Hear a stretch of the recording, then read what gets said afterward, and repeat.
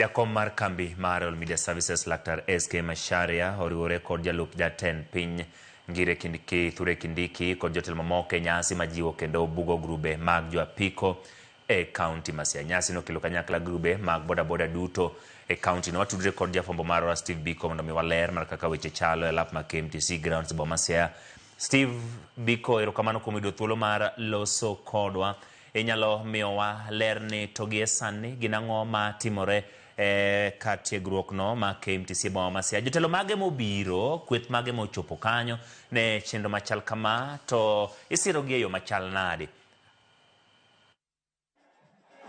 Erokamano ahinya Emmanuel, awinje achiel kachiel kowuok e boma ma Siaya ka e lap ma KMTC ground, kama bende ne nitie chenro no ero mano kelo kanyakla jotelo mopogore opogore pacho kae kano telnegi kod jalup jatend piny Kithure Kindiki kod jakom mar kambino ero mar All Media Services mano Laktar SK Macharia. Kae ne en chenro no ero mane geto choko omenda mag sero grube go eko mag jo bodaboda kata jo apike kaunti ni ma Siaya. Ka en gino ero mabende nokelo jo bodaboda duto kata grube duto mag jo bodaboda e kaunti ni ma Siaya mar neno ni mondo mi obugo gi e grube kata SACCOs mopogore opogore ma jo bodaboda gi nitiere. Ka bende era achiel kuom chenro go eko mageto neno ni oketo omenda e ofuko jopiny ahinya jogo eko ma jo bodaboda mondo mi oting'gi ka giwuok piny e bwo chenro no ero mar piny owacho mar bottom up economic transformation agenda kata beta.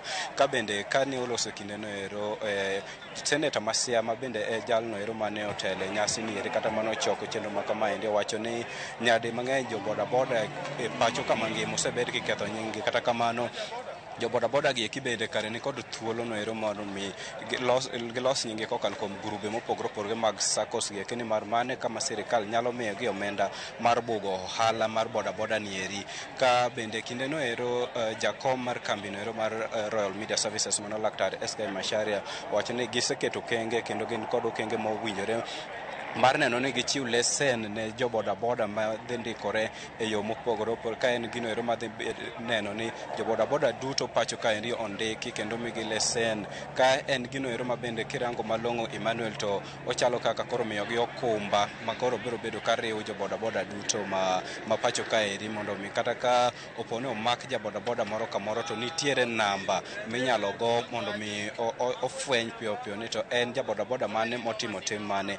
Kasir ma kama eri mano biro e kaunti ni ma Siaya bende noywayo jotelo go eko mopogore opogore ma bende otwak e weche go eko mopogore gi mag siro jo apiko kata jo bodaboda, bende gitwak e yore go eko mag siasa ma bende obedo ka eri Emmanuel. Poka wei thuolo, jo bodaboda gi gin mano choki kowuok e kaunti ma Siaya duto koso, nikech kaunti ma Siaya nitiere kod iwacho ni kuonde chungo bura mopogore opogore. Grube mane ochopo kanyo dichi ma kawuono gin ma okawi kuonde chungo bura go duto. Tang'eno jo bodaboda ne nitiere gi thuolo mar mondo mi ne gitwag kod jotelo. Gin ang'o gini mane gikwayo kowuok kuom jotelo? Kiseyango na ni to gin grube mane wuok kanye kod kanye?